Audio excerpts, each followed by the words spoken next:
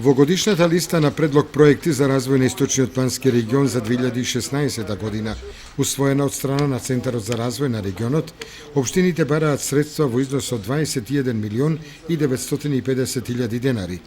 Поголемиот број од 9 проекти се однесуваат на сите 11 општини во регионот, а дел се регионално поврзани со неколку општини.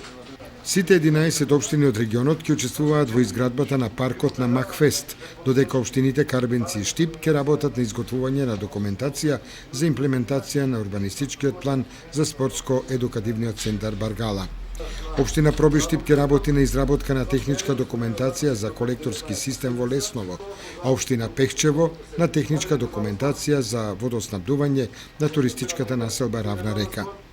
Општините Штип, Карбенци, Зрновци, Виница и Чешиново-Блешево ќе работат на подготовка на студија за испитување на потенцијалите за одржлив развој на туризмот на Плачковица, а 11 општини од регионот на изградба на деловен простор со регионален музеј и туристички инфоцентар за Источниот плански регион.